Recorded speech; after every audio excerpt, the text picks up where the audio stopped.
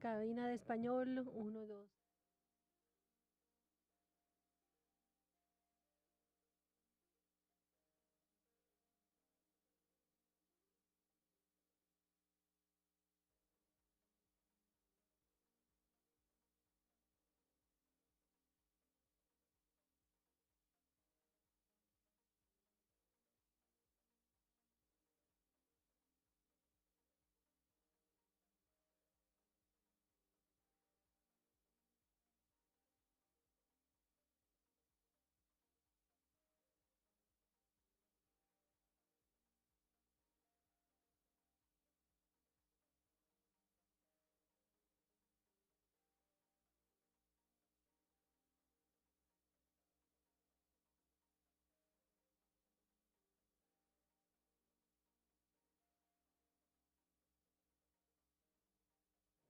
Esta es la consola, la segunda consola de inglés. De español, perdón. ¿Veis cómo está? ¿Me escucha abajo? Esas lejos. Ahora.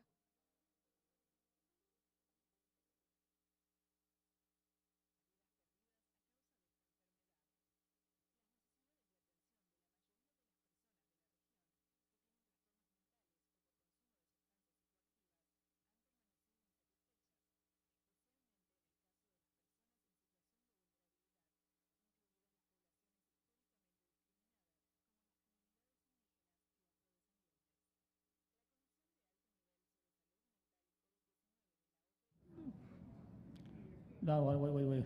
First console is still talking with what we have to confirm with webcam.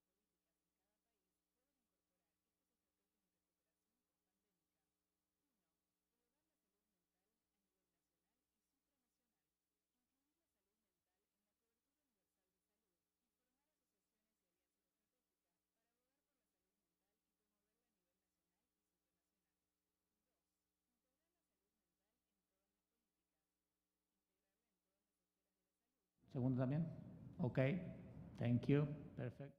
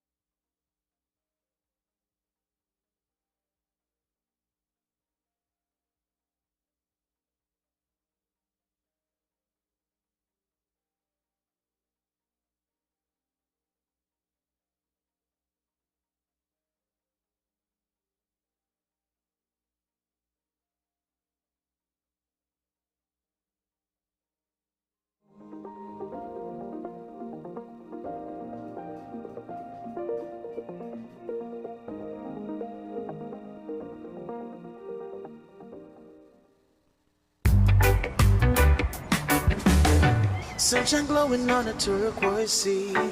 Arms swaying just for you and me. Island rhythm never leaves a trace, but it's tattooed on my soul's embrace. White sand stretch where the heart runs free. Laughter echoes on the island breeze. Steel drums playing on the moonlit trees. Moving easy, living out in fantasy. Antigua's calling so wild and free. Barbuda whispers, be here with me.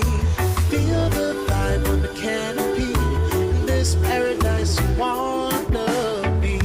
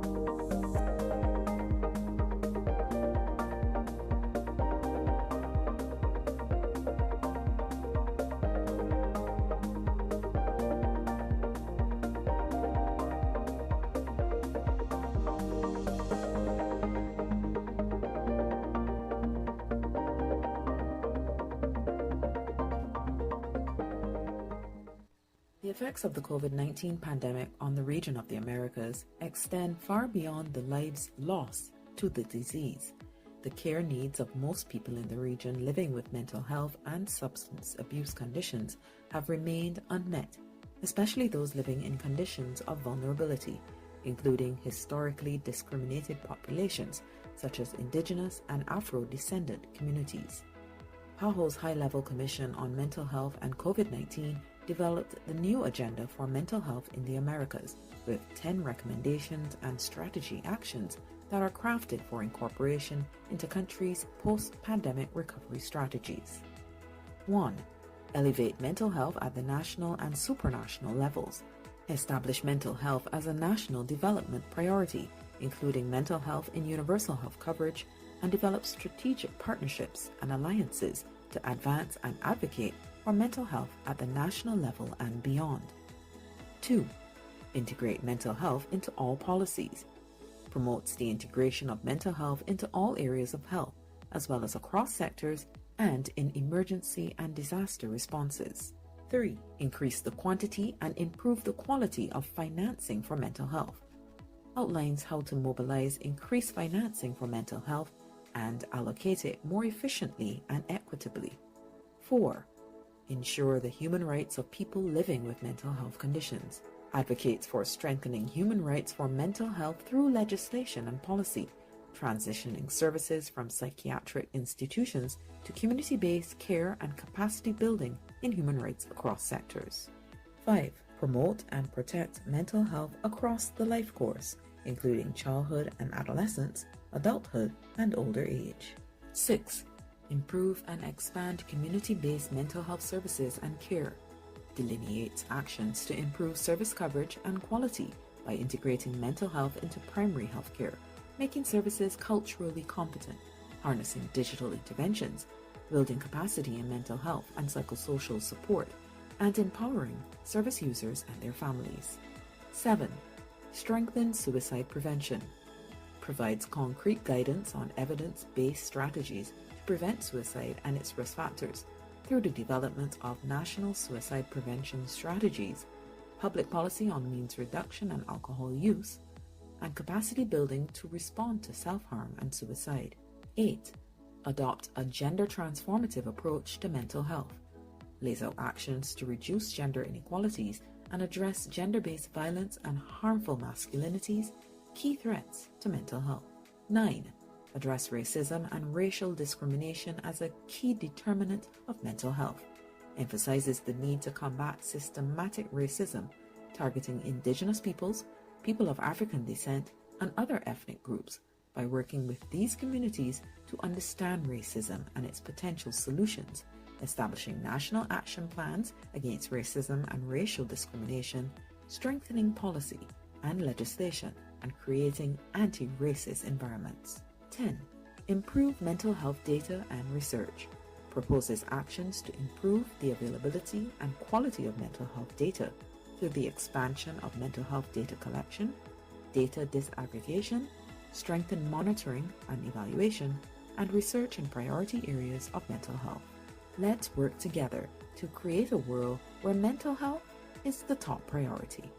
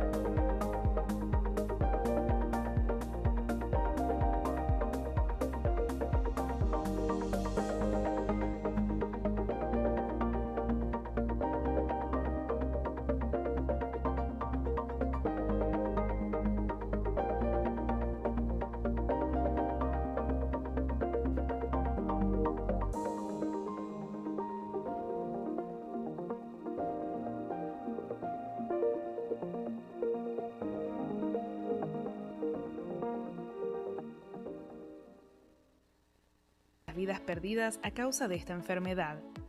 Las necesidades de atención de la mayoría de las personas de la región que tienen trastornos mentales o por consumo de sustancias psicoactivas han permanecido insatisfechas, especialmente en el caso de las personas en situación de vulnerabilidad, incluidas las poblaciones históricamente discriminadas, como las comunidades indígenas y afrodescendientes.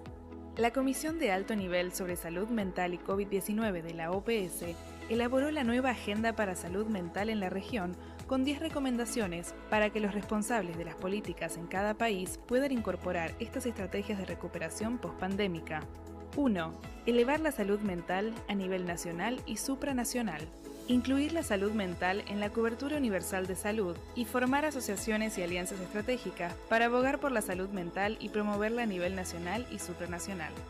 2. Integrar la salud mental en todas las políticas. Integrarla en todas las esferas de la salud, así como en todos los sectores y en la respuesta a emergencias y desastres. 3. Aumentar la cantidad y mejorar la calidad del financiamiento para la salud mental. Movilizar más fondos con este fin y asignarlos de una manera más eficiente y equitativa. 4. Garantizar los derechos humanos de las personas con problemas de salud mental, por medio de leyes y políticas y la transición de los servicios de las instituciones psiquiátricas a la atención comunitaria y el aumento de la capacidad en materia de derechos humanos en todos los sectores. 5. Promover y proteger la salud mental a lo largo de la vida, en la infancia, la adolescencia, la edad adulta y la vejez. 6. Mejorar y ampliar los servicios y la atención de salud mental a nivel comunitario, mediante la integración de la salud mental en la atención primaria de salud, que sean culturalmente competentes, con el uso de intervenciones digitales, aumento de la capacidad en materia de salud mental y apoyo psicosocial, y el empoderamiento de los usuarios de los servicios y sus familias. 7. Fortalecer la prevención del suicidio. Estrategias nacionales de prevención, de promoción de políticas públicas sobre la reducción de los medios de suicidio y del consumo de alcohol y el aumento de la capacidad para responder a las lesiones autoinfligidas y el suicidio. 8. Adoptar un enfoque transformador frente a las cuestiones de género en pro de la salud mental. Adoptar medidas para reducir las desigualdades de género y abordar la violencia de género y las masculinidades dañinas que constituyen grandes amenazas para la salud mental. 9. Abordar el racismo y la discriminación racial como importantes determinantes de la salud mental. Combatir el racismo sistémico, dirigido contra los pueblos indígenas, las personas afrodescendientes y otros grupos étnicos mediante el trabajo con estas comunidades para comprender el racismo y sus posibles soluciones. Formular planes nacionales de acción contra el racismo y la discriminación racial, el fortalecimiento de la normativa y la legislación y la creación de entornos antirracistas. 10. Mejorar los datos y las investigaciones sobre la salud mental. Mejorar la disponibilidad y la calidad de los datos sobre la salud mental por medio de una mayor recopilación de datos sobre este tema y el desglose de los mismos. Fortalecer el seguimiento y la evaluación y la investigación en esferas prioritarias de la salud mental. Trabajemos juntos para crear un mundo donde la salud mental sea la máxima prioridad.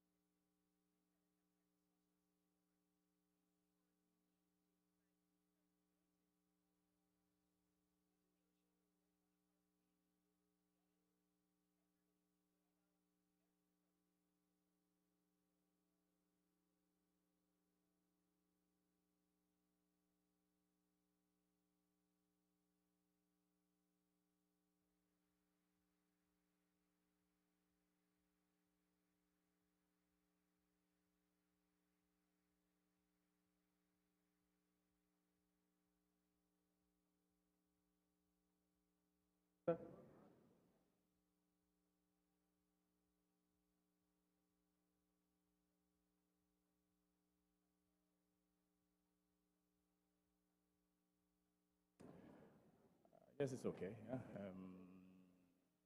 I can work with that.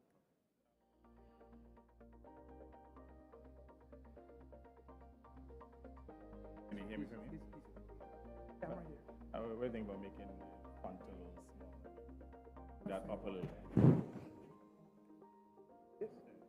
Tell me around.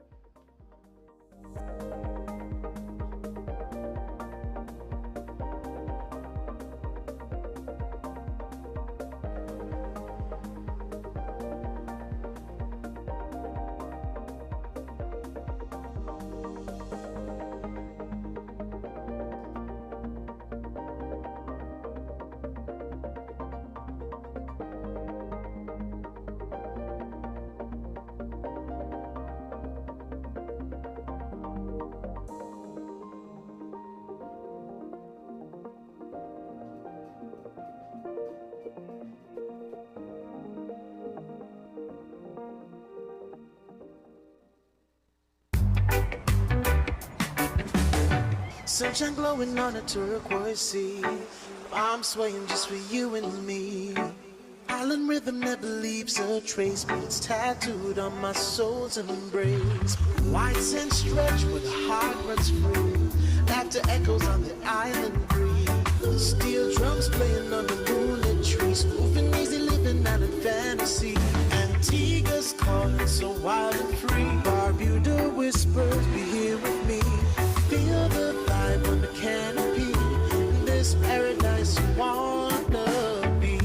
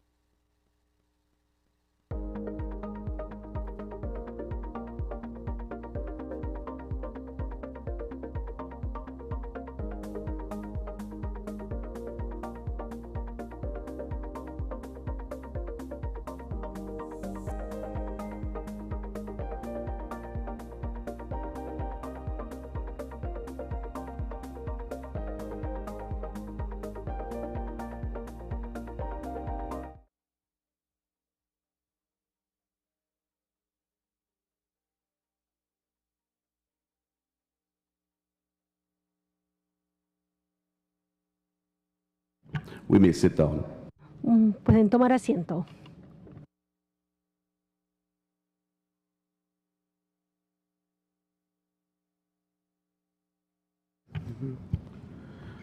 May I ask everybody to Les pido, por favor, tomen asiento para que podamos dar inicio a la sesión.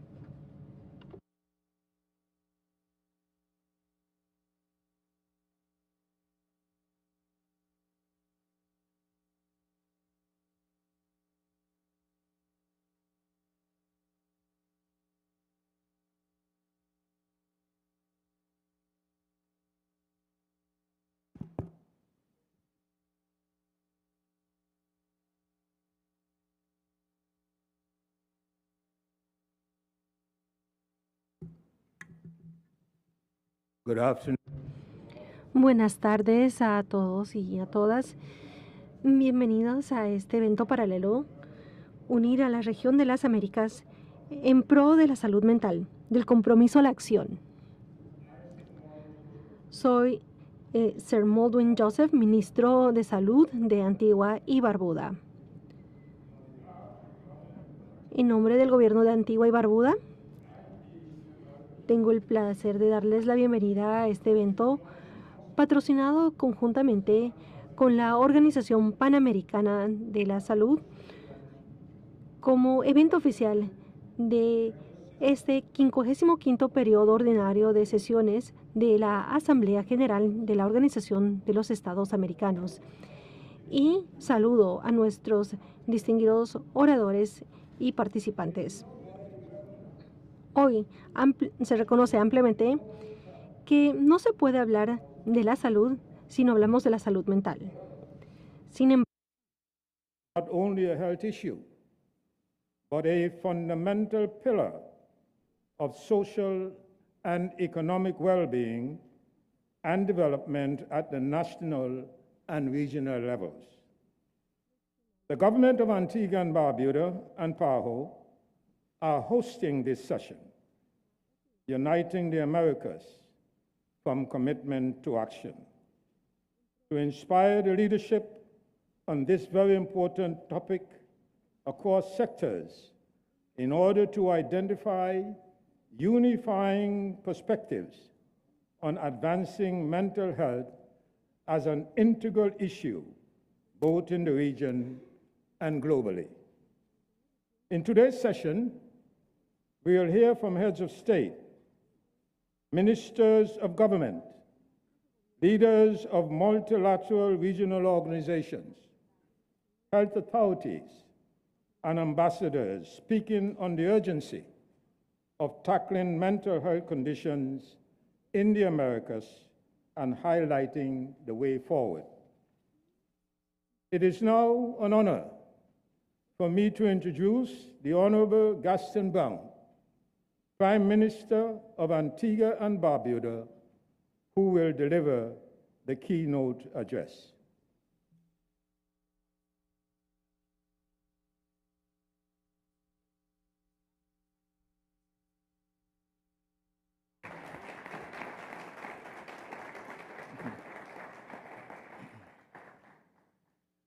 Thank you, Sir Malwin. Sir Clay Roberts, Governor General's Deputy, Excellencies, distinguished ministers, colleagues, and friends. Today, we gather under the banner, Uniting the Americas for Mental Health, from commitment to action. We stand at a moment when a grave crisis, long hidden in plain sight, demands our collective resolve. Acknowledge the indispensable work of the Pan American Health Organization in tackling this issue. PAHO has been tireless in developing best practices, gathering data, and supporting country-level interventions. PAHO's leadership has already saved countless lives. Today, we support the acceleration of PAHO's efforts to save many more. Colleagues, mental illness is not an abstraction. Each of us knows someone, a neighbor, a friend, a family member, who struggles silently. Yet too often, mental health is relegated to the margins and its sufferers dwell in the shadows. This must end now. In Latin America and the Caribbean, more than 10 adolescents die by suicide each day. In 2021, 16 million adolescents across our region live with mental health disorder. These figures represent lives overshadowed by despair, potential left unrealized, families hollowed by grief.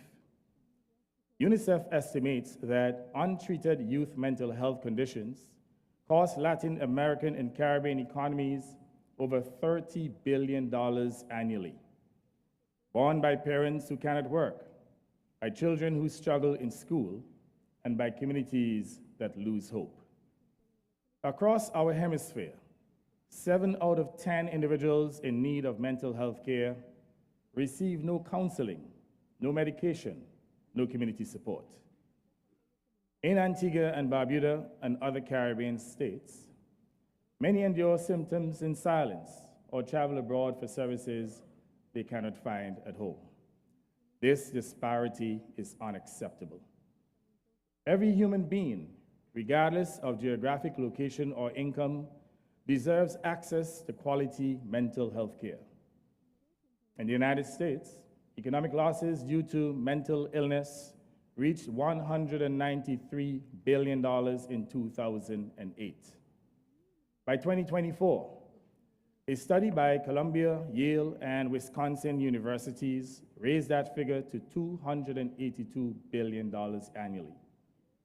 These losses manifest as absenteeism, truancy, reduced productivity, disability payments, and the cost of homelessness and incarceration. If we continue underinvesting, these drains on our economies will deepen. These cascading effects transform individuals suffering into community crises. When we neglect mental health, we do not save money, we invest in failure. Distinguished colleagues, behind each statistic lies a human story. A teenager in Brazil who cannot concentrate because panic grips her heart. A farmer in Guatemala battling depression alone.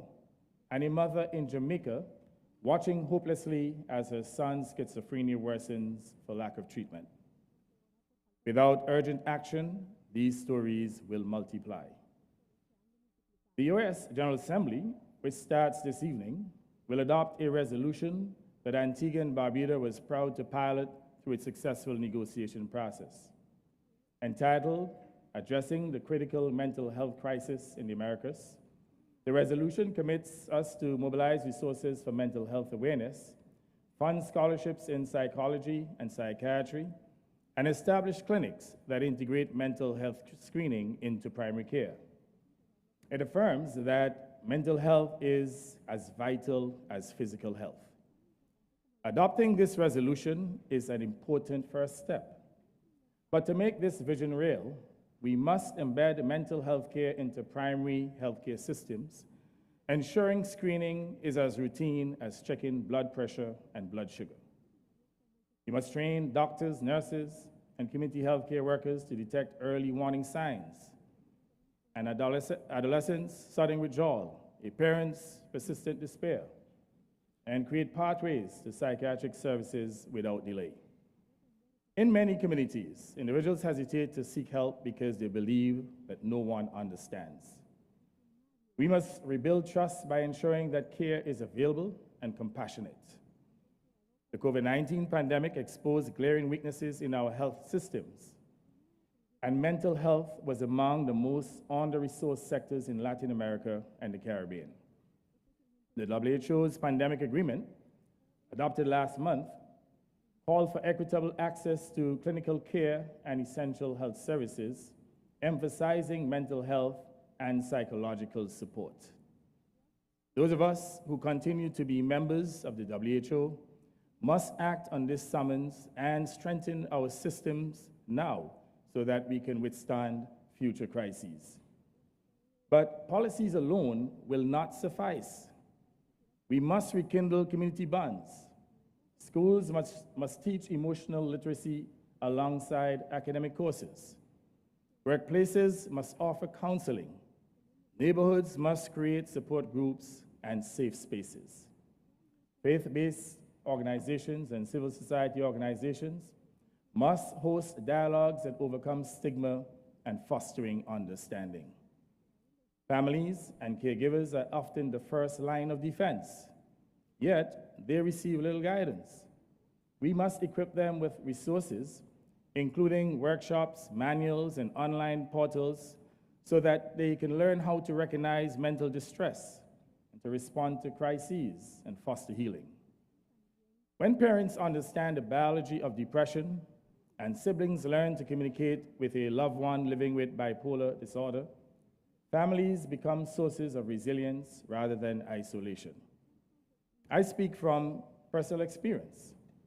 My sister and I witnessed stigma's cruelty when our late mother struggled with mental health challenges.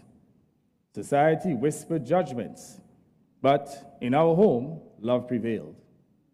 We refused to let scorn define her worth. From her struggles, we learned resilience, empathy, and the transformative power of compassion. In her memory, and certainly in the memory of hundreds of thousands like her, we must dismantle every wall of shame and build bridges of understanding. Ministers, colleagues, and friends, The time for transformative action is now. We can continue to ignore mental health, paying for the neglect with shattered lives, fractured families, and economies drained by lost potential. Or we can choose a different path, one that recognizes mental health as a cornerstone of human dignity and societal well-being. By pooling our resources, expertise, and resolve, we can ensure that every person in the Americas has access to care and compassion. We must build inclusive, resilient healthcare systems that treat mental health as indispensable. We must dedicate funding that reflects the true human and economic costs of mental health needs. We should understand that 2 or 3% of health budgets is insufficient. It is a decision to allow suffering and loss to continue to grow. Regional collaboration is key. Together, we can establish a regional research and developmental center, as well as an observatory to collect data, track trends, and measure progress, utilizing AI and other technologies. We can forge public-private partnerships, inviting corporations to invest in employee wellness programs and university scholarships, knowing that healthy minds yield healthier businesses and more resilient economies. Let us transform commitment into measurable action. I call on all participants in this event to link their deliberations with the United Nations 4th High-Level Meeting on Non-Communicable Diseases and Mental Health, which will be held in September this year on the margins of the UN General Assembly in New York. That meeting will adopt a new political declaration, setting a global vision for promoting mental health to 2030 and beyond. Our collective momentum here in Antigua and Barbuda must carry forward to New York, ensuring that the commitments we forge today inform and strengthen that critical global dialogue. The Americas possess the creativity, resilience, and compassion to make a difference. Let us seize this moment. Let's develop a culture of love for our shared humanity, empathy, and support for those with mental health challenges to end the stigma, condemnation, isolation, and rejection. Together, let us work towards a future where mental health is given the investment it deserves to achieve the well-being of each person and the prosperity of all our societies. Thank you.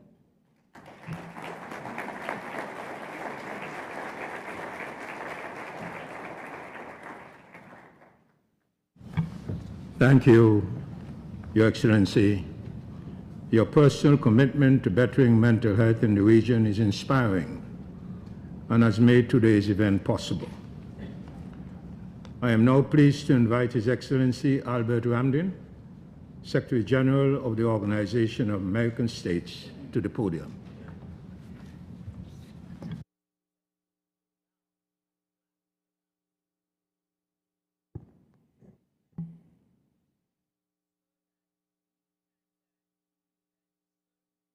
Mr. Chair, thank you very much. Minister Joseph, Claire Roberts, Deputy Governor, Antigua and Barbuda, Honorable Prime Minister, Your Excellencies, Honorable Ministers, distinguished delegates, ladies and gentlemen. Allow me to begin by extending my heartfelt gratitude to our co-hosts, the Government of Antigua and Barbuda, and the Pan American Health Organization for bringing mental health decisively onto the hemispheric agenda. I'd like to especially commend Prime Minister Gaston Brown for his leadership and vision in championing this crucial cause. I'm honored to join you in shedding light on a topic that is often overlooked. And I stand before you today not only to advocate for greater awareness, but to reaffirm our collective responsibility to act on issues that are affecting the welfare and wellness of the citizens of our hemisphere. Mental health and the impact of those contending with the impact is, in this day and age, still a very stigmatized topic in our societies, but unfortunately ever present. At the Organization of American States, our work is guided by 4 pillars: human rights, democracy, multidimensional security, and integral development. The topic of mental health has a reach amongst various of these pillars. Mental health is a right, is not a privilege. This is recognized in the Inter-American Human Rights System through the Protocol of San Salvador, which frames mental, physical, and social well-being as essential components of the right to health. Yet millions across our hemisphere continue to face stigma, discrimination, and systemic barriers to care. Last June, our General Assembly marked a pivotal moment with the adoption of Resolution AG Res 3028, which critically includes a section on human rights and mental health. We must, all of us, we must now focus on translating that resolution and our broader commitments into concrete policies and actionable initiatives, adequate resource mobilization, and accessible services that truly improves people's lives. Mental health is not only a matter of individual well-being. It is deeply linked to peace and social cohesion of our respective societies. The social determinants and risk factors that shape mental health, exposure to violence, chronic stress, substance abuse, and poverty, among others, are often the drivers of insecurity and conflict in our communities. Strengthening mental health systems and providing psychosocial support are essential to building safer, more cohesive societies. Ladies and gentlemen, it goes without saying, poor mental health can compromise national and regional growth and sustainable development. Mental health challenges undermine educational attainment, decrease workforce productivity, and contribute to poverty, homelessness, and incarceration. The economic impact is staggering. Untreated mental health conditions are projected to cost the global economy 16 trillion by 2030. And the World Bank estimates that depression and anxiety alone cost the world over 1 trillion each year in lost productivity. The takeaway is clear. Investing in mental health is not just the right thing to do. It is a necessity to invest strategically in human capital, economic growth, and resilient communities. Mr. Prime Minister, distinguished ministers, we can no longer afford to treat mental health as a secondary concern or leave it solely to the health doctor, as the Prime Minister just mentioned. Mental health is a cross-cutting issue that touches every home, every school, and every workplace. It must be a shared priority that demands leadership and resolve. And action is within our reach if we work together. We need whole of government and whole of society strategies that integrate mental health into all aspects of public policy, across education, labor, housing, justice, and security, and medical care.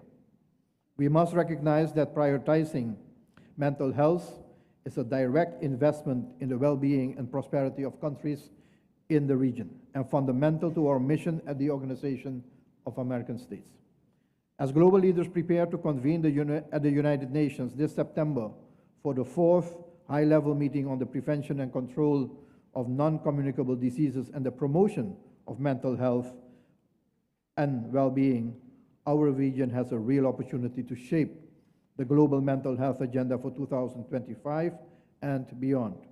Our collaboration will be key, not only to advancing mental health across the hemisphere, but to inspiring many meaningful progress around the world.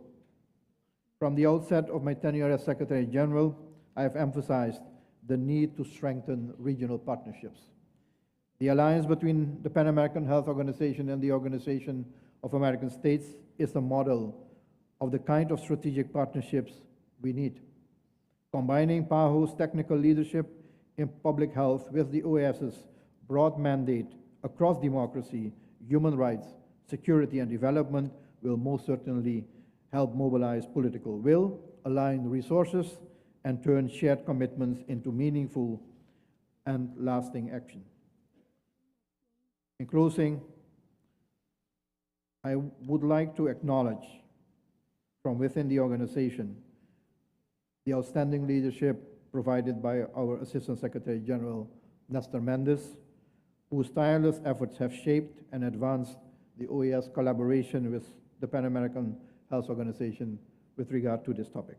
I'm committed to building on his legacy and further strengthening our partnership, because ultimately, to protect democracy, uphold human rights, strengthen security, and drive development, we must care for the minds, the hearts, and the lives of our people.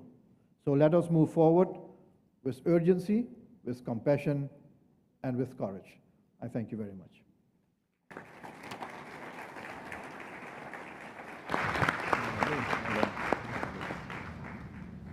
Thank you very much, Your Excellency. We congratulate you on your recent election as Secretary General and are pleased to have you identify mental health as a priority for the region.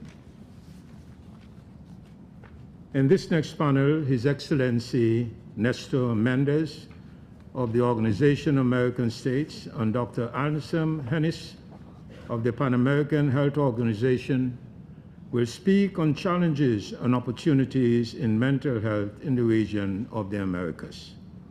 I now give the floor to His Excellency Ambassador Mendes, Assistant Secretary General of the OAS and co-chair of the PAHO High-Level Commission on Mental Health and COVID-19. Thank you very much, Mr. Minister. Sir Claire Roberts, Governor General's Deputy of Antigua and Barbuda, Honorable Prime Minister Gaston Brown, Sir Molwyn Joseph, Minister of Health, Wellness and Environment, distinguished ministers, Secretary General of the OAS, Ramdin, Dr. Anselm Harris, Director of the Department of Non-Communicable Diseases and Mental Health of PAHO, ambassadors, esteemed guests, delegates, welcome. I wish to express my sincere gratitude to the government of Antigua and Barbuda and the Pan American Health Organization for co-hosting this important event, an event that seeks to respond to one of the defining public health challenges of our generation. I also wish to thank all the presenters and participants joining us this afternoon who accepted our invitation and will be participating in this critical dialogue. According to the Pan American Health Organization, as of August 2nd, 2023, the region of the Americas reported a cumulative total of 2,958,859 deaths due to the COVID-19 pandemic since the beginning of the pandemic. Beyond its devastating human toll, the pandemic also tore away the veil that had long concealed a silent mental health crisis affecting our communities for decades. In 2020 alone, depressive disorders surged 35%, and anxiety disorders 32% in Latin America and the Caribbean. The burden fell most heavily on already marginalized populations, while essential public mental health and substance use services faced major disruptions. The pandemic did not create this crisis. It simply exposed it. And it showed us how important mental health is, how mental health challenges can affect us all, and it showed that health systems in the region were not prepared to handle a growing mental health crisis. To confront this reality in 2022, the Pan American Health Organization invited me, alongside former Vice President of Costa Rica, Epsi Campbell Barr, to co-chair its newly established High-Level Commission on Mental Health and COVID-19. I was honored to help lead this initiative, which brought together experts from national governments, health organizations, academia, civil society, and critically, people with lived experience from across the region. Together, we undertook the important and ambitious task of providing guidance to the Pan American Sanitary Bureau and PAHO member states on improving mental health systems and services during and beyond the pandemic. Over the course of 1 year, the Commission worked tirelessly to assess the impact of the pandemic in the context of the region's pre-pandemic state of mental health, convened technical working groups to examine key priority areas, and engaged a wide range of stakeholders and experts in meaningful consultation. In June 2023, the Commission presented its report, A New Agenda for Mental Health in the Crisis, a report outlining 10 concrete recommendations to help the region rebuild stronger, more inclusive mental health systems in the aftermath of the pandemic and for the years ahead. These practical recommendations, which place equity and human rights at their core, underscore the urgent need for multi-sectoral partnership and collaboration to address poor mental health, well-being, and their social determinants comprehensively and effectively across the region. Among the recommendations, 3 of them underpin all the recommendations and are especially relevant to the discussions today. 1, elevating mental health at the national and supranational levels by ensuring it is placed on political agendas, recognized as a priority, and advanced through strategic partnerships at the national level and beyond. 2, integrating mental health policies into all policies, not only within the health sector, but across all areas of public policy, including emergency and disaster response. And 3, increasing both the quantity and quality of mental health financing to ensure that investment in mental health matches the demonstrated burden in our region and that it goes to evidence-based interventions grounded in human rights. A central message emerging from this work is very clear. To achieve the mental health goals of our region, we need a mental health in all policies approach. This means embedding mental health considerations across all areas of public policy. For example, health policies that integrate mental health into primary health care are cost-effective, expand access to mental health services, and improve overall health outcomes, not only for mental health conditions, but also for chronic diseases. Workplace mental health initiatives can reduce absenteeism, boost productivity, and support broader economic growth.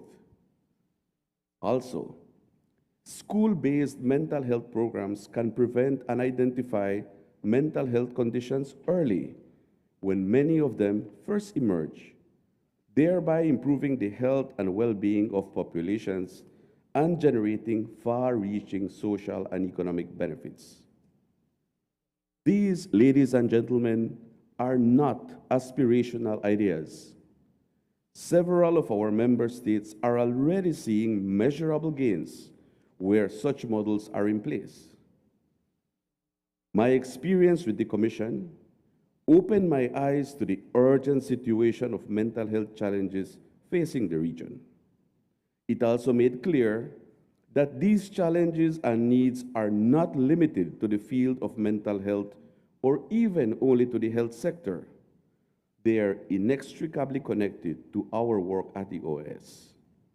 We cannot meaningfully speak of integral development, human rights, security, or equity without addressing mental health.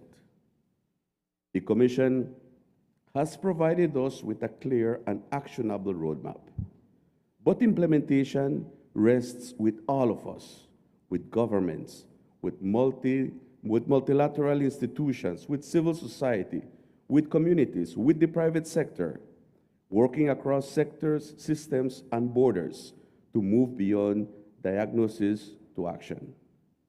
I am deeply grateful for the opportunity to share these reflections.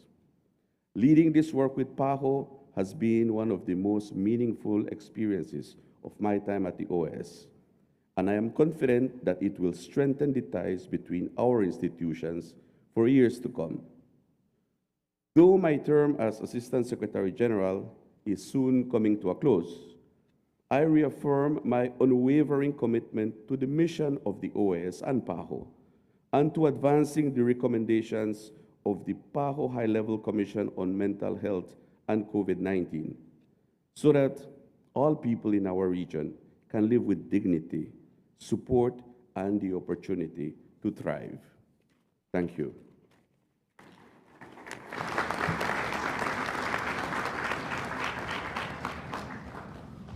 Thank you, Ambassador. And we congratulate and thank you as you conclude your term as Assistant Secretary General of the OAS. I will now give the floor to Dr. Anselm Hennis, Director of the Department of Non-Communicable Diseases and Mental Health of the Pan American Health Organization. Good afternoon. Sir Claire Roberts, Governor General's Deputy of Antigua and Barbuda, Honorable Gaston Brung, Prime Minister of Antigua and Barbuda, Excellencies, esteemed delegates and guests, ladies and gentlemen, it is my pleasure to present a video address from Dr. Jarvis Barbosa da Silva, Jr., Director of the Pan American Health Organization.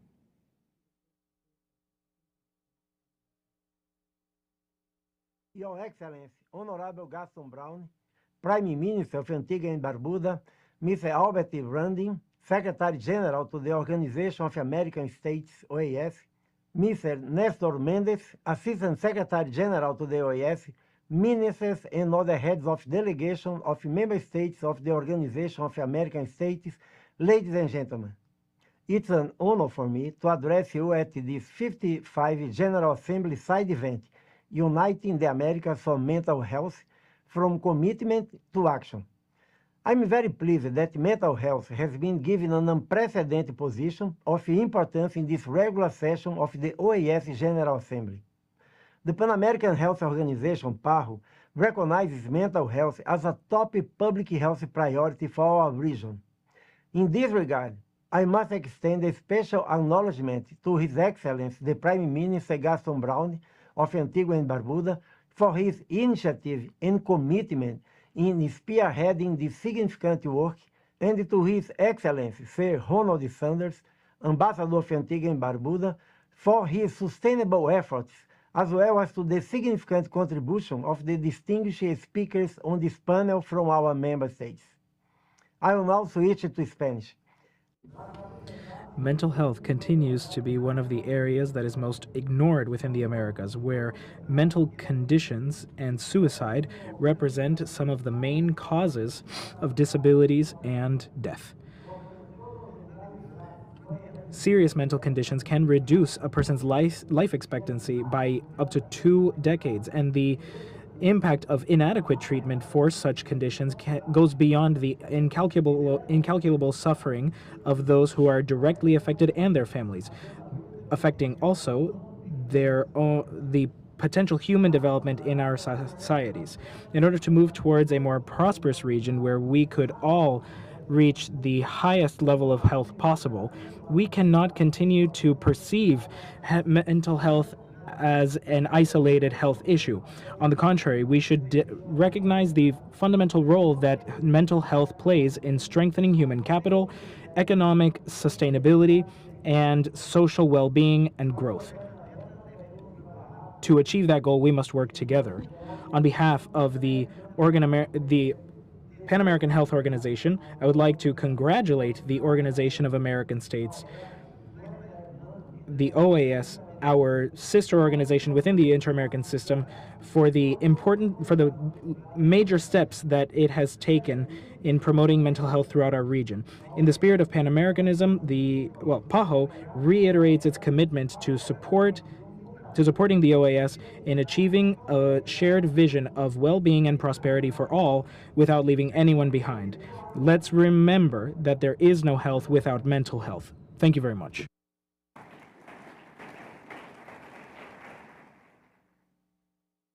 As the esteemed speakers who preceded me have affirmed, the Americas is experiencing a mental health crisis, the impacts of which transcend health and threaten our development and prosperity as a region. We must acknowledge that the costs of not effectively addressing this crisis are too high to bear. However, a business-as-usual approach to mental health, one in which the health sector shoulders all of the responsibility, cannot be the solution.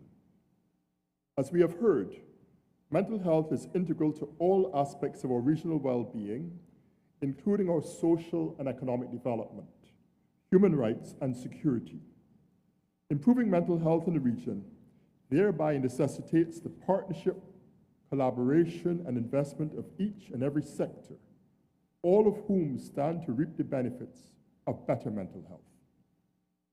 The Americas has an important history of mental health reform that we must leverage to accelerate our progress.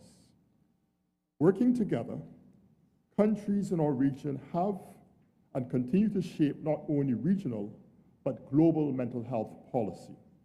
From the groundbreaking Caracas Declaration in 1990 to the approval of the Strategy for Improving Mental Health and Suicide Prevention in the region by the Pan American Health Organization's 60th Directing Council. As Ambassador Mendez indicated, the pivotal work of the High-Level Commission on Mental Health and COVID-19 has laid the groundwork. With PAHO's guidance, countries are already taking significant steps to implement the Commission's recommendations by enacting modern, rights-based mental health legislation, expanding access to mental health services in primary health care and in the community, and reducing deaths by suicide through evidence-based strategies, among other notable efforts. But without greater commitment, collaboration, and action across sectors, we can only go so far. I commend today's side event for placing mental health prominently on the inter-American political agenda. United, we can succeed in building healthier, more prosperous communities for our peoples in our region. Thank you.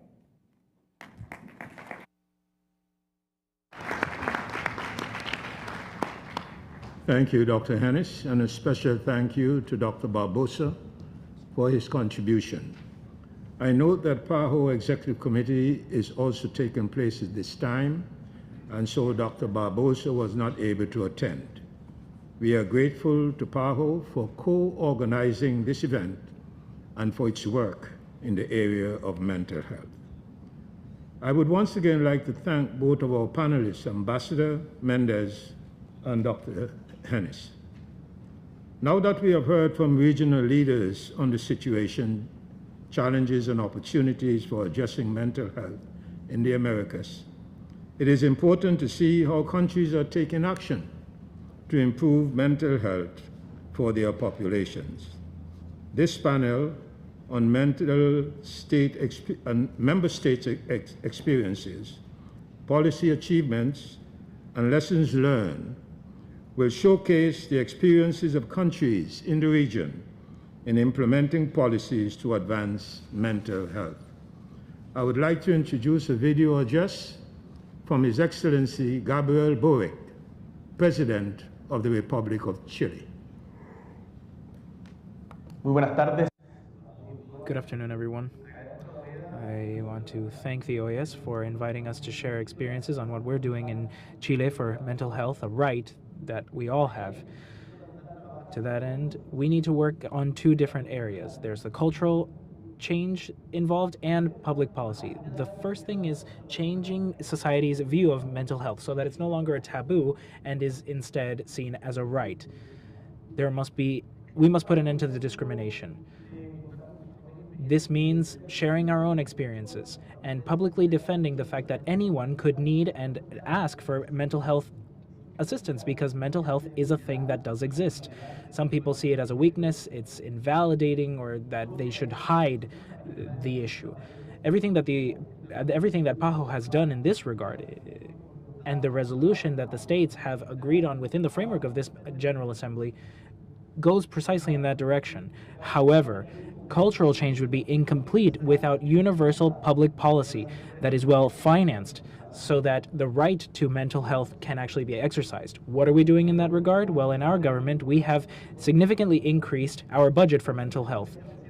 This investment means more multidisciplinary teams and equipment to deal with mental health issues, and we promote legislation that helps bring people out of the shadows.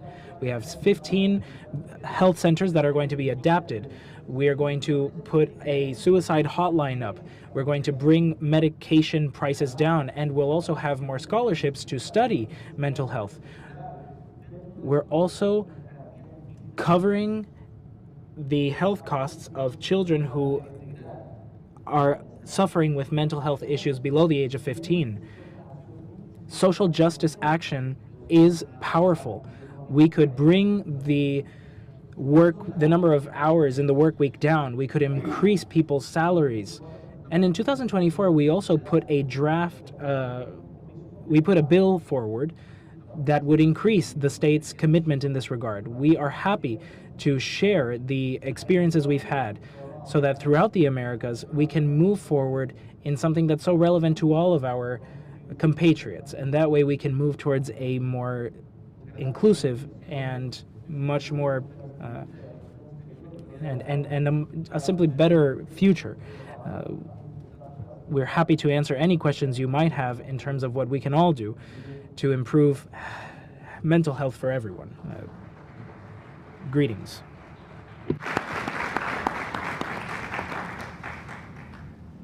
I would now give the floor to Her Excellency Gloria de la Fuente Gonzalez, Vice Minister of Foreign Affairs of Chile.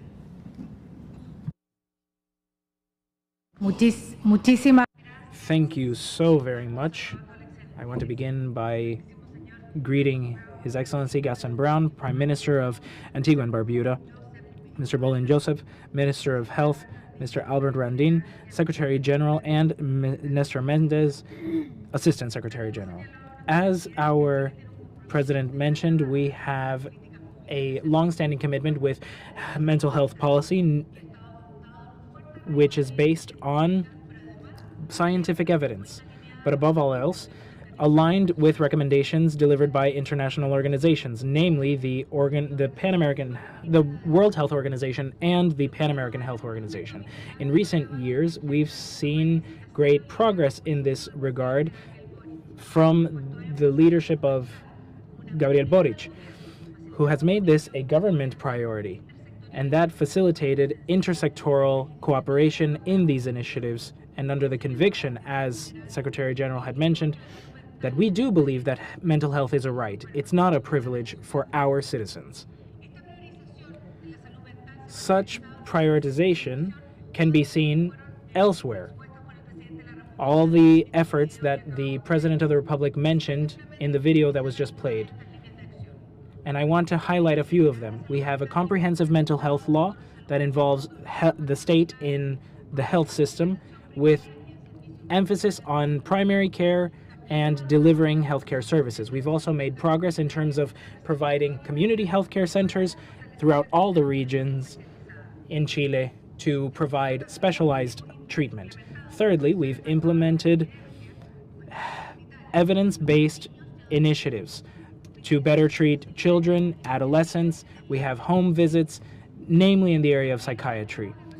and to deal with emergencies. We've increased our mental health budget, like the president said, because without financing, it's hard to make any progress, and we've made significant progress thus far. We offer scholarships for people to study psychiatry throughout the region. We have launched a law on the autism spectrum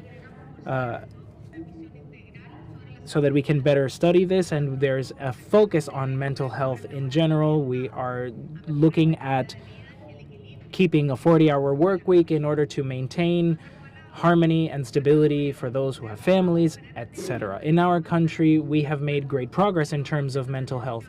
In our guidelines, throughout our health centers, we've been able to design all kinds of new legislation, like the work week, the limit to the hours throughout the work week. We've had setbacks, but we've also made great progress, and we have a lot to contribute. When you have defined shared goals, you're able to make more progress. We've seen that throughout the Americas. And so the spaces like the WHO and PAHO, the spaces that they have offered us have allowed us to make such progress and do good on the initiatives that we've been undertaking for the benefit of our citizens. In the last year, our ministers have completed a health agenda, which includes reforms at the WHO. Just like with PAHO, mental health is something that we consider to be within the category of non-communicable diseases, and aware of how relevant this is to matters of public health, we promoted that mental health be considered a fully separate topic of conversation at annual WHO meetings. Now, these are to be considered within health agendas at an international level starting next year. The next thing is how we can contribute to the WHO's efforts.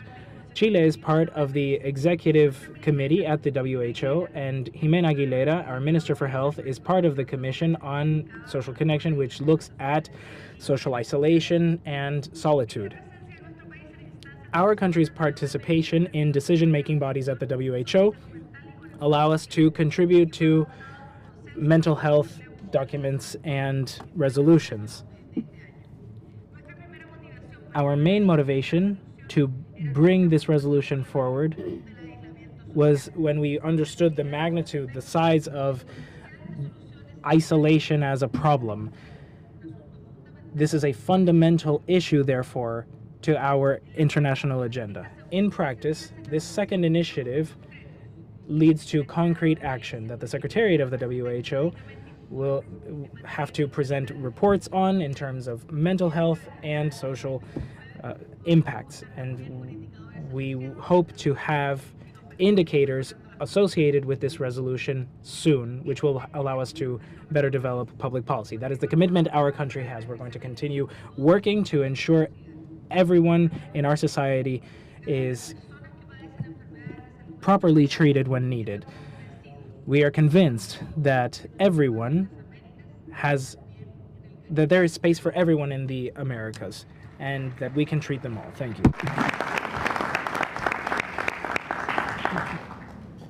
Thank you very much, Vice Minister. And we are honored to have heard from His Excellency President Boric, a champion for mental health. Next, I will give the floor to His Excellency Arnoldo Andre Tinoco, Minister of Foreign Affairs and Worship of Costa Rica.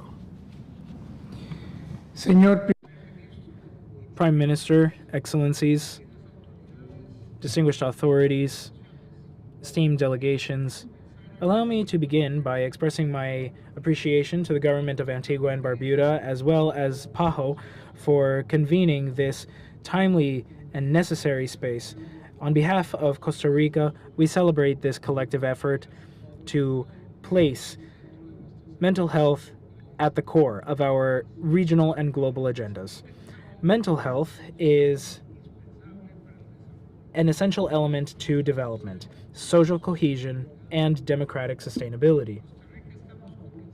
In Costa Rica, we're confident that addressing mental health is not something that can be limited to just the health sector. It's a cross-cutting responsibility that the state holds that requires integrated and sustained public policy.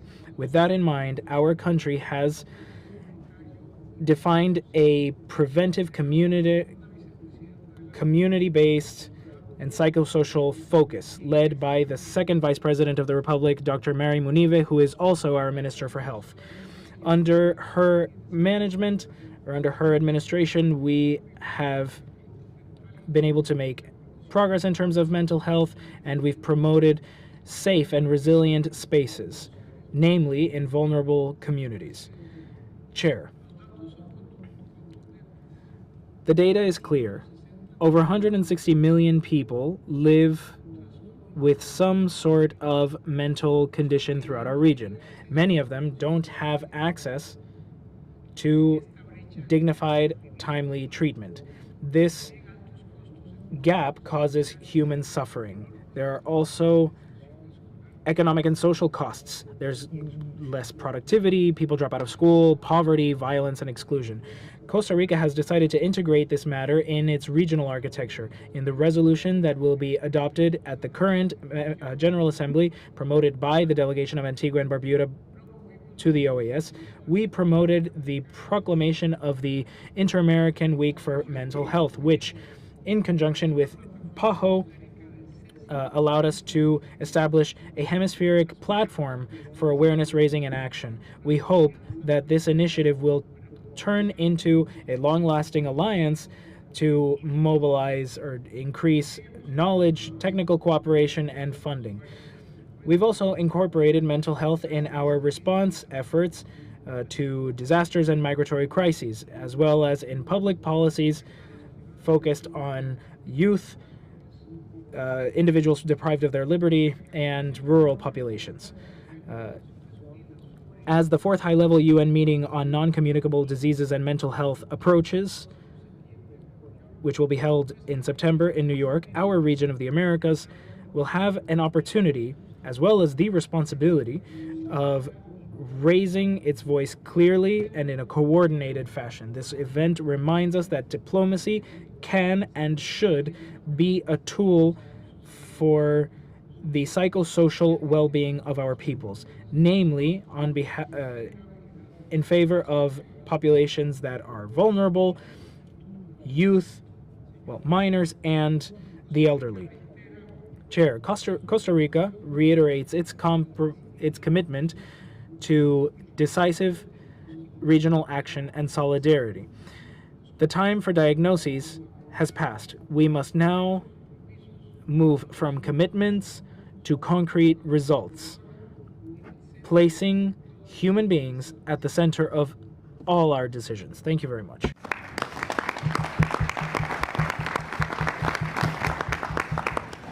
Thank you, Ambassador. We are coming to the end of this important dialogue. We will now commence the closing session on international cooperation and the part to the UN high-level meeting on non-communicable diseases. No.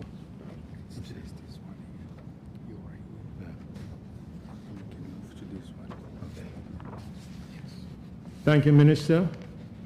I would like to present the Honorable Mona Fortier, Parliamentary Secretary to the Minister of Foreign Affairs, Canada.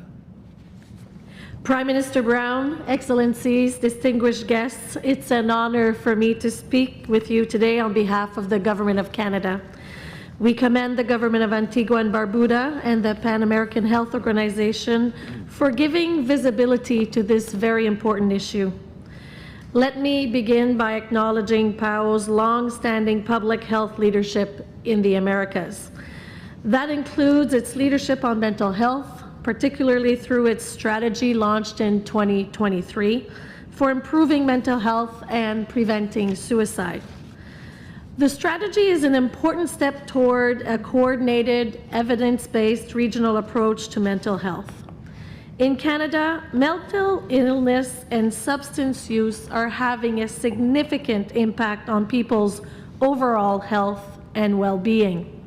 In particular, young adults aged 18 to 24 have the lowest levels of positive mental health compared to other age groups. Suicide rates increased significantly during COVID-19 pandemic after having remained relatively stable for almost 2 decades. There is no doubt Canadians urgently need sustained and coordinated mental health support. In response, we have launched key initiatives to prevent suicide, reduce substance use and its related harms, address family violence, and promote positive mental health and mental health equity.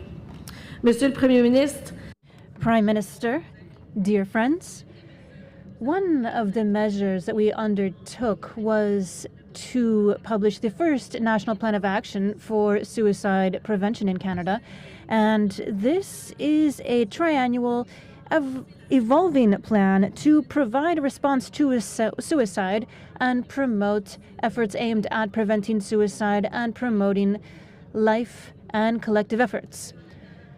Canada also finances the Centre for Addiction and Mental Health, which coordinates the 988, which is for those in suicide crises. The 988 works around Canada to provide telephone hotlines and text messages for support 24 hours a day, 7 days a week in both English and French. And since its launch in late 2023, 988 has provided response for over 600,000 text messages and calls. Canada also works hand in hand with the provinces and territories in order to include addiction and mental health in healthcare services, including family health. We've adopted a strategy founded on teamwork, and our goal is to promote access to mental health care and provide support for addiction recovery in support groups, particularly in communities where Canada often has people who are located far from major cities. We have done this in partnership with those who provide healthcare wherever it is necessary, wherever anyone lives, works, or is with their loved ones and friends. It's been established that these organizations provide better understanding of the cultural sensitivities and contexts, as well as local challenges. It allows them to provide more effective care. Canada's approach to mental health is rooted in the principle of Canada's Feminist International Assistance Policy. And according to the World Health Organization, suicide is the second leading cause of death among women and girls aged 15 to 29 globally. And this risk is even higher among those who have experienced sexual and gender-based violence. Preventing and responding to sexual and gender-based violence has been a cornerstone of Canada's international assistance. And Canada is proud to support the Pan American Health Organization through a new investment of $15 million to address the barriers impacting the sexual and reproductive health and rights of women and girls, particularly migrants. This initiative underscores Canada's commitment to advancing health equity and promoting gender-responsive health systems throughout the Americas. Also, Canada was honored to support Chile in the aftermath of the devastating fires in Valparaiso, offering funding for mental health assistance to those affected and standing in solidarity with them during this time of profound need. Canada is proud to continue supporting the work of the Pan American Health Organization through investments that reflect our commitment to addressing health inequities and supporting inclusive, gender-responsive health systems across the Americas. Mental health issues are global, and we have a shared responsibility to act. Events like this one provide an important opportunity to share resources, ideas, and support, and to learn from each other. and I look forward to our continued engagement on this matter. Merci beaucoup. Thank you very much.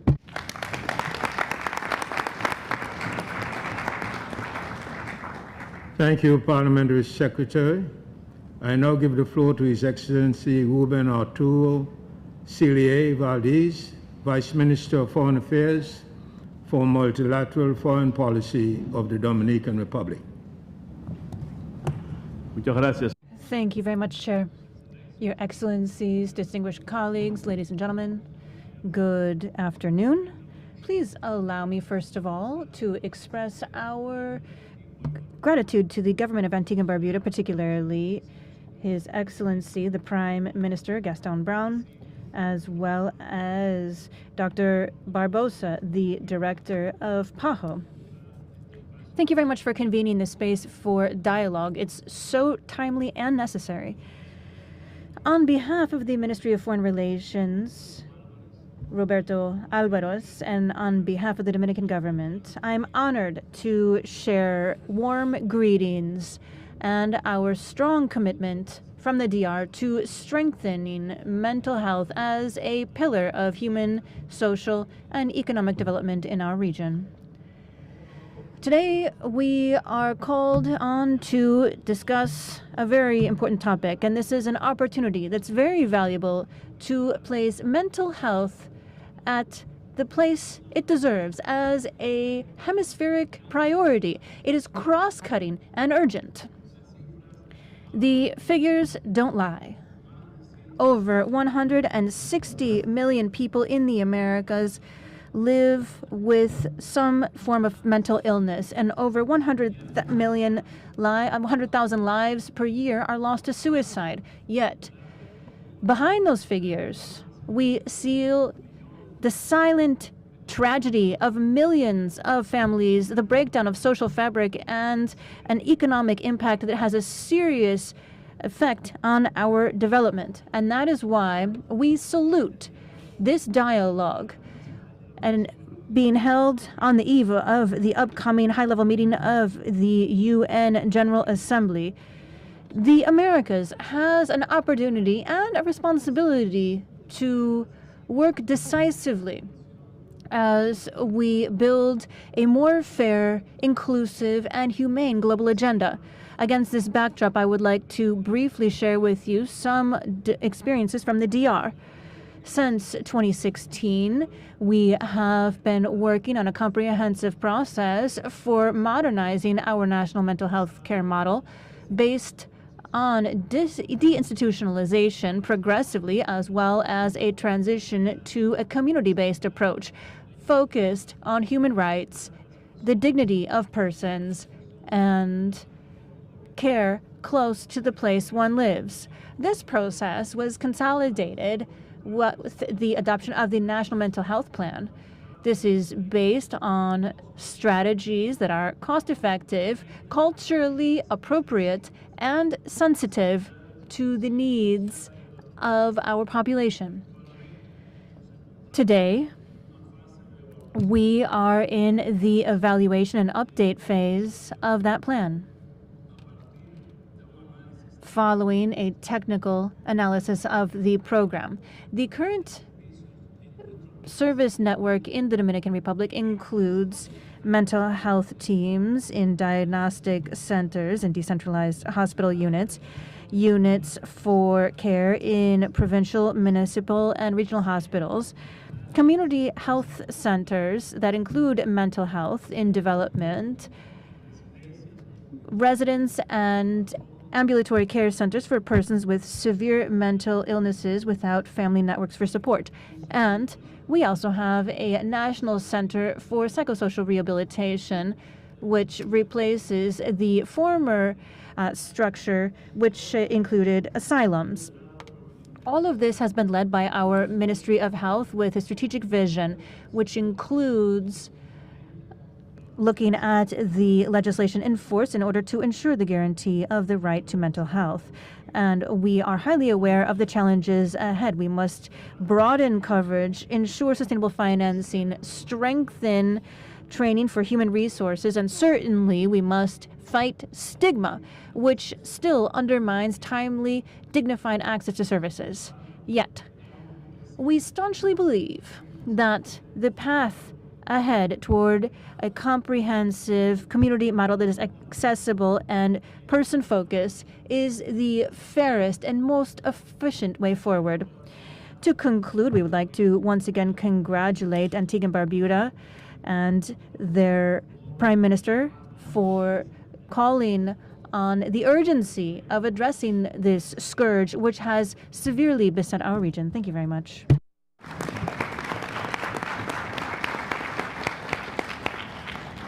Thank you, Vice Minister.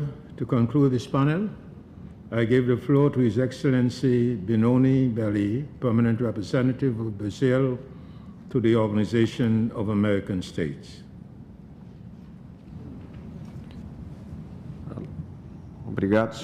Thank you very much, Chair. Prime Minister Gaston Brown, Mr. Melwin Johnson, the Minister of Health, Albert Hamden, Nestor Mendez, Director of the Department of Non-Communicable Disease of PAHO. First of all, I would like to thank the OAS and the government of Antigua and Barbuda for organizing this event. And on behalf of the Brazilian government, I would also like to congratulate Prime Minister Gaston Brown for his valuable support in addressing mental health in our region. This drive not only has led to praiseworthy initiatives such as this event and the draft resolution that the GA will be adopting in the coming days, we also see the life history and the example of recovery that the Prime Minister has been able to bravely focus the attention of the Americas on a topic that lived in the shadows for far too long. I would also like to recognize the excellent work by PAHO and the OAS, represented here by Dr. Ansem Hennis and the ASG, Nestor Mendez. This is an exemplary collaboration at the hemispheric level and has already borne fruit with the new agenda for mental health in the region of the Americas, and more recently, the joint report on mental health and human rights that was presented just a few weeks ago at the Permanent Council. Chair, I would like to share some of the main advancements in Brazil in the area of mental health, and I will briefly attempt to address three interconnected principles: expanding services, addressing human rights, and moving forward with psychiatric reform with a focus on deinstitutionalization. The Brazilian universal healthcare system is the largest public healthcare system in the world, and it is based on the principles of universality, equity, and comprehensiveness. And here we have the network for psychosocial care, which includes several different services coordinated in order to provide healthcare for persons with mental illness or drug abuse or alcohol abuse. And various types of care are provided at various psychosocial centers, which are considered pillars of that network. And they are there to replace the old model of mental hospitals, providing mental care as well as social reintegration and community life for patients. With a population of over 200 million inhabitants, scattered around over 5,000 municipalities, this effective coverage is the result of great technical and fiscal efforts, and the government of President Lula has been working intensely along these lines. In the last 2 years, we have increased by over 10% the care points and now have over 6,300 around the country. As far as resources, we have been able to increase them by 35% compared to 2022, with a budget of 615 million reais additionally. In 2024, we crossed the threshold of 3,000 psychosocial care centers in over 2,000 municipalities. So in this coverage, the universal healthcare system in Brazil now has one of the largest public healthcare networks in the world when it comes to mental health care, and our commitment is to continue to grow that network and increase access. We're also committed to a mental health policy as a process of civilization with a human rights approach. That approach is based on the principle of deinstitutionalization, care, and freedom, as well as humanization, which are part of the law on psychiatric reform. There we see the rights of individuals with mental illness, as well as the different types of care, voluntary, involuntary, and compulsory, with a priority on community-based care. Addressing human rights also includes the idea of equity in caring for vulnerable groups.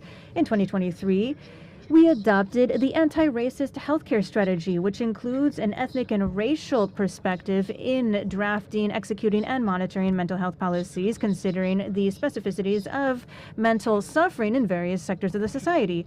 With that, expanding our network has considered ethnic and racial diversity as well as territorial diversity, and currently we have 396 Quilombola communities that are recognized in all regions, and of them 272, or 69%, have these healthcare centers.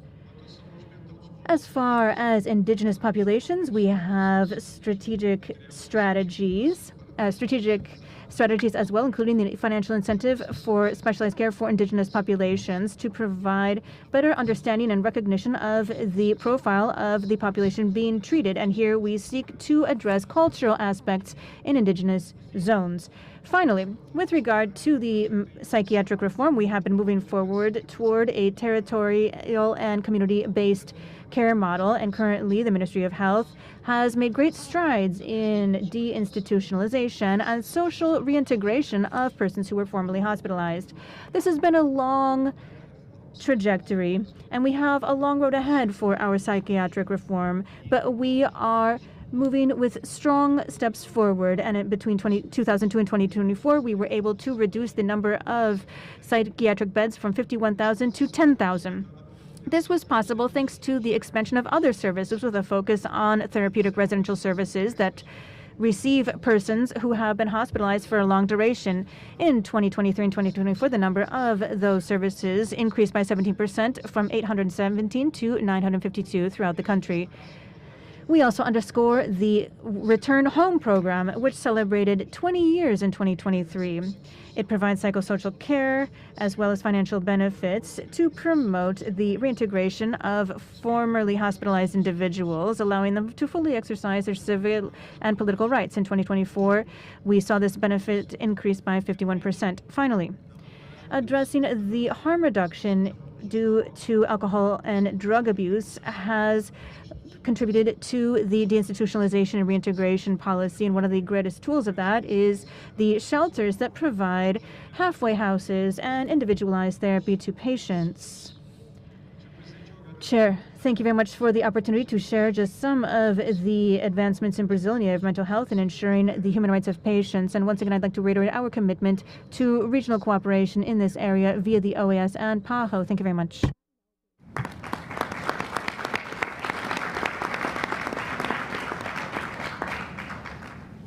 Thank you very much, Ambassador. We are coming to the end of this important dialogue. We will now commence the closing session on international cooperation and the path to the UN high-level meeting on non-communicable diseases and mental health.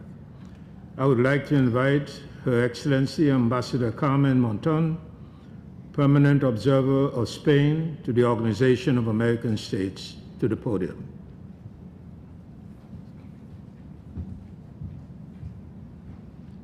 Thank you. Un saludo. Warm greetings to the Prime Minister and Secretary General. Thank you and good afternoon to all of the authorities and my beloved colleagues. Thank you very much for the opportunity to speak today.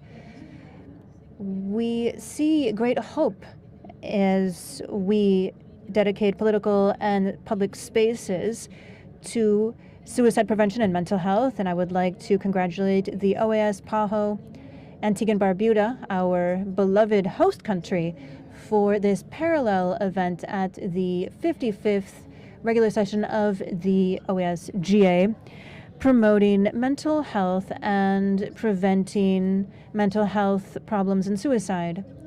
Today, I am speaking as Ambassador of Spain to the OAS, but also as a member of the high-level commission between PAHO and OAS on mental health in the Americas. The aim is to raise our voices for the rights and dignity of persons who live with mental illness, and also to eliminate the stigma and taboo. Once again, I would like to offer Spain's collaboration. We have pioneering experience in focusing our political agenda and public healthcare system, which is universal, in suicide prevention. As part of this, we have seen the Prime Minister, Pedro Sanchez, personally involved with the Ministry of Health, driven by my country to create a mental health plan and suicide prevention plan. We are very careful to note the issue of vulnerable groups such as women and children who have been victims of gender-based crime, the elderly, or homosexuals and transsexuals. But above all, I would like to highlight mental health in children and youth and highlight the issue particularly of suicide. The WHO has raised the alarm worldwide. 25% of children and adolescents suffer from some form of mental illness. Suicide is the second cause of death between 15 to 19 years of age. These figures call us to action. Finally, I would like to underscore that suicide is a public health problem and it's avoidable. We must include it in our political agenda. We must talk about suicide without stigmas, without taboos, in order to prevent it. As part of this path toward suicide prevention and promoting mental health, you will always find the support of Spain as we work very closely with the OAS and PAHO. Congratulations for the initiative and for the declaration to be adopted at this GA. It's one step further toward prevention, a step that shows hope. Because let's not forget, a person who commits suicide doesn't want to stop living. They want to stop suffering. And that idea of guaranteeing a life with dignity without suffering for all individuals should be the aim of our policies. It should be the aim of our political action. Thank you very much.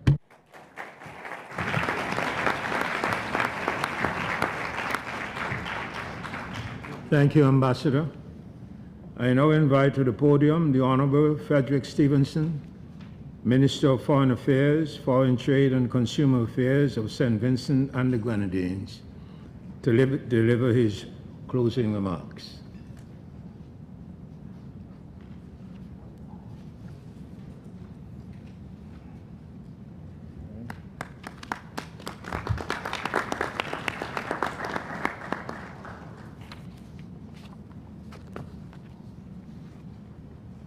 Thank you very much, Mr. Chair. Samalwin Joseph, Prime Minister of Antigua, Barbuda, Gaston Brown, Secretary General Albert Ramdin of the OAS, colleagues, excellencies, distinguished guests, good afternoon. A very special thank you to our distinguished speakers for their contributions to today's session. The region of our Americas is undoubtedly in the midst of a mental health crisis. Millions of people in our region, from all countries and walks of life, are living with a mental health condition or have a personal connection to someone who is, including the Honorable Gaston Brown, the Prime Minister here in Antigua, who bravely spoke of his lived experience today. I think we should put our hands together for PM Brown.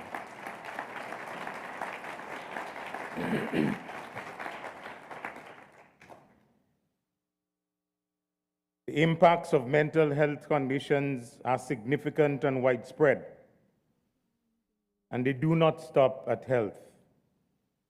Mental health is vital to all areas of our society, including the core pillars of the mandate of the Organization of American States. We cannot speak about integral development, human rights, and security without taking mental health into account. Therefore, it is time for mental health to be part of the political agenda for the Americas.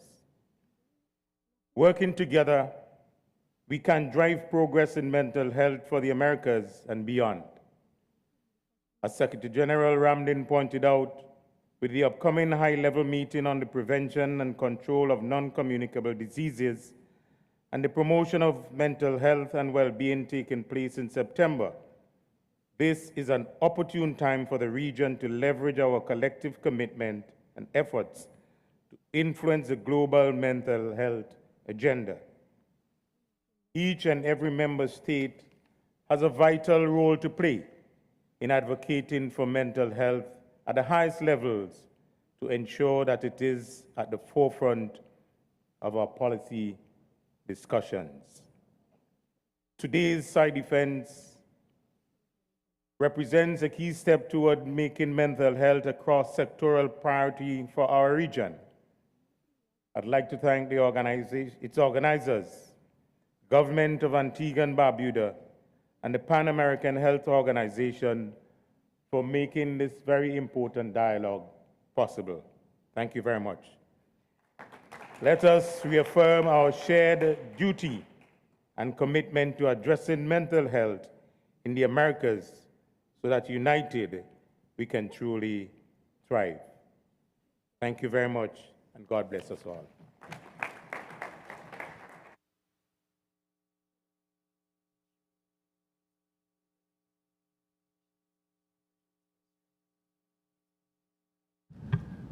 I invite the Foreign Minister of St. Kitts Nevis to make a brief intervention at this time. A brief intervention.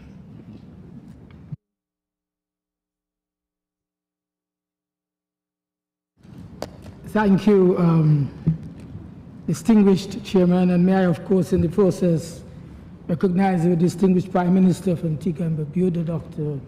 Gaston Brown, our Secretary General of the OAS, Mr. Ramdin, and all other distinguished persons, the Deputy Secretary General as well, at the head table. Of course, I did indicate earlier, but at the same time late, that I wanted to make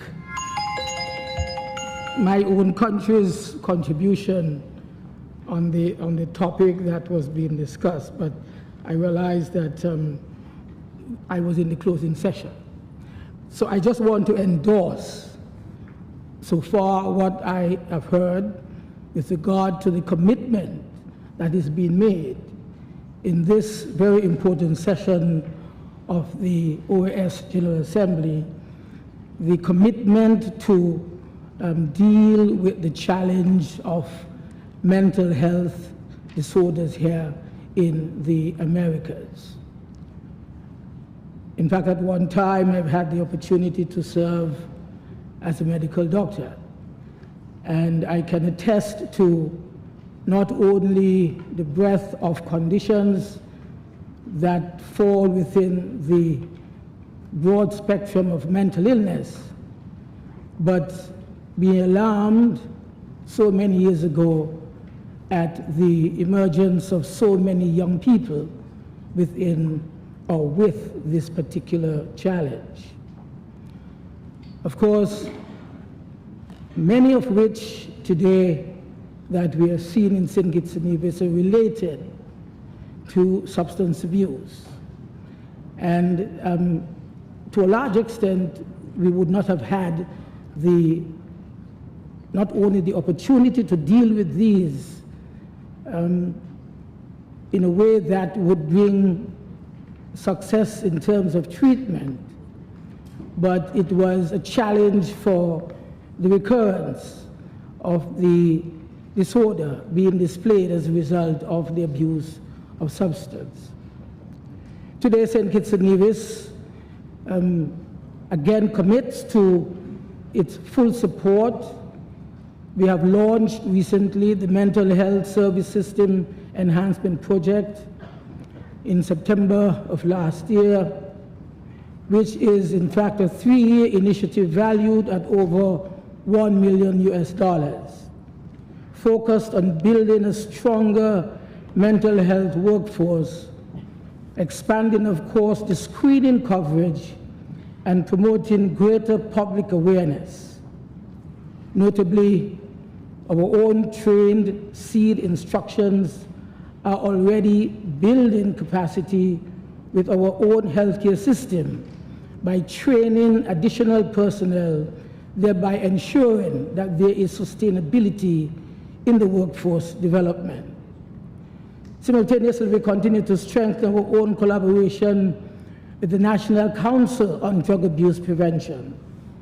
And through comprehensive evidence-based programs targeting children in particular and adolescents aged 3 to 17 years, we are equipping our young people with vital life skills, coping strategies, and substance misuse prevention education. I want to stop here, but I again thank PAHO and all who have contributed in this session, and I thank in particular again Prime Minister Brown for again highlighting this particular challenge that we face within the health sector within the Americas, and in particular in the Eastern Caribbean and wider Caribbean community. Thank you.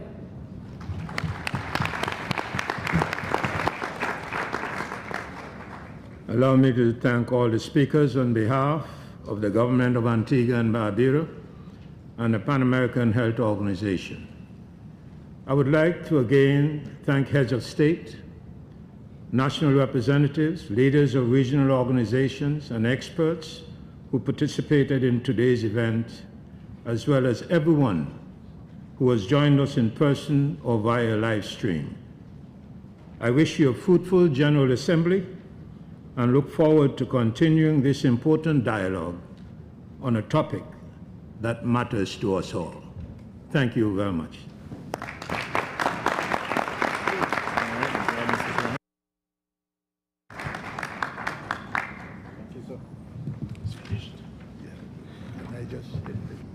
Yes. Good afternoon. May I ask everyone to kindly rise for the departure of the Governor General Deputy.